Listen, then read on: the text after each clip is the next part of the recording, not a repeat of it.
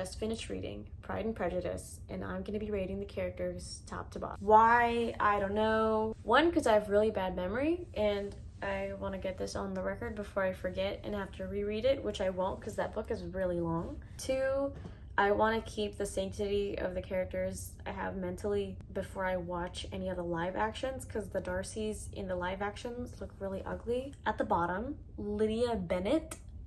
Lydia Bennet, you suck. I know you're like young and 16, but you almost effed over your entire family to marry a guy because you can't stop.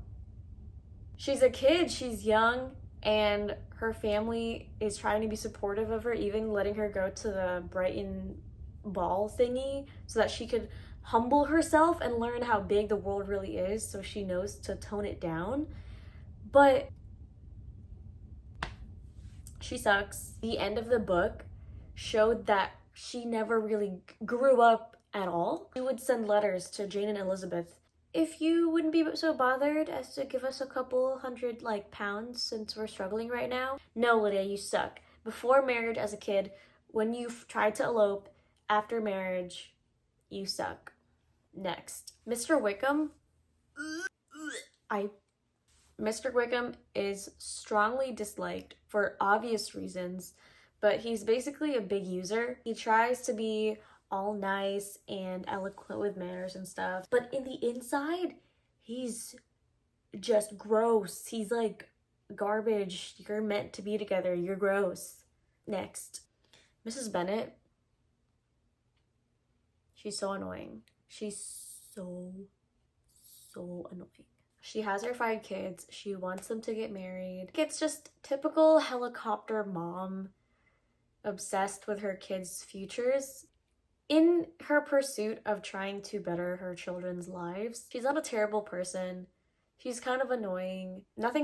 She's not a bad person, but... Number 11, the Bingley sisters. They're kind of mean girls. I think Mrs. Hurst was more indifferent, and it was Miss Bingley that was the mean girl. It was so funny reading the parts where she would just cling on to Darcy saying, "You have such great handwriting, you write so fast," for him to just be like, okay, stop hovering me. I know the sisters supported their brother marrying Mr. Darcy's sister. They're also not bad people.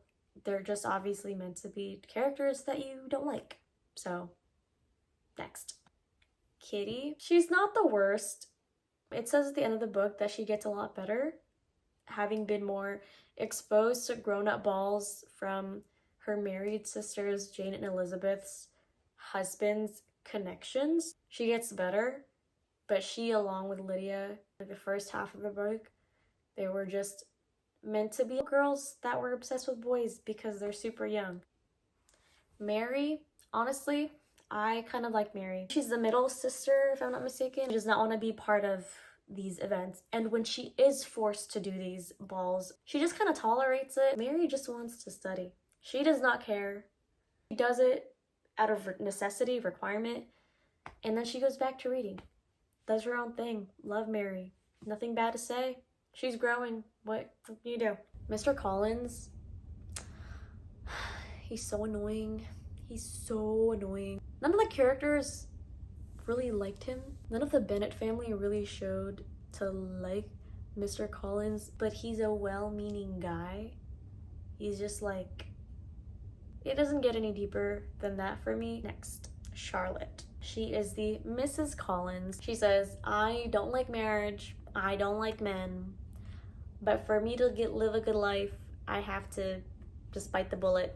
And when Mr. Collins proposed, she's like, okay, sure, let's do it. And she marries him. He's living a good life at I forgot the place, wherever she's living with Mr. Collins, and a beneficiary to the patronage of Miss Lady Catherine. So, good for Charlotte.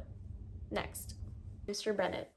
I like him. He favors Elizabeth. They both have this whole independent spirit, closeness going on. Elizabeth rejected Mr. Collins' proposal. He's like, "Lizzie, if you don't marry this man, your mom will never speak to you again.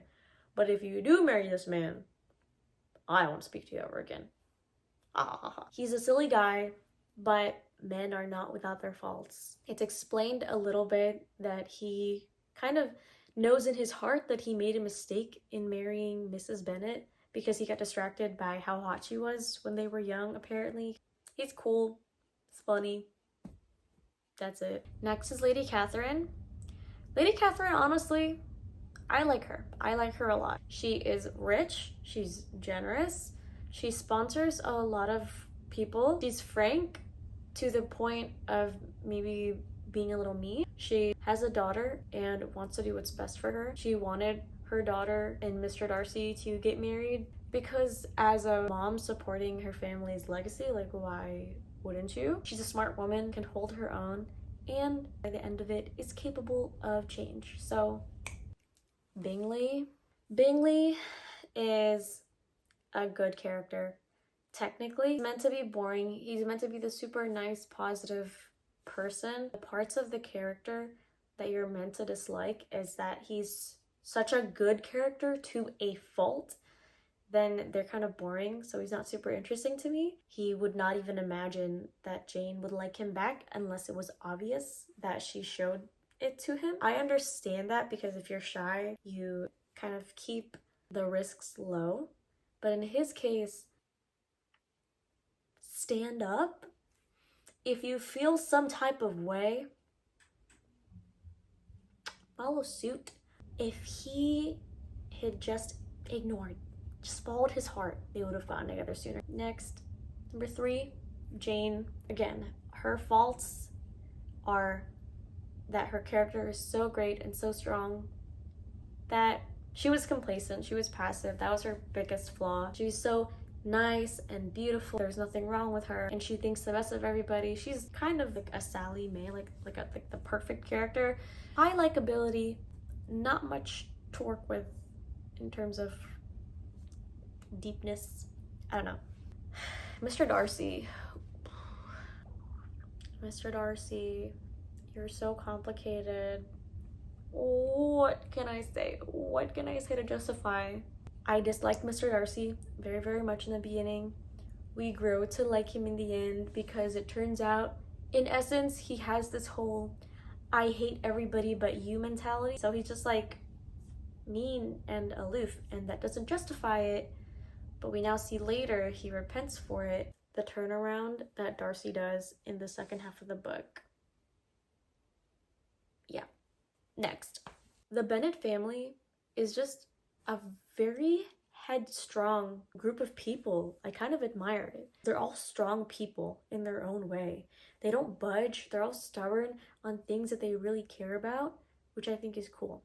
So, last but not least, Elizabeth.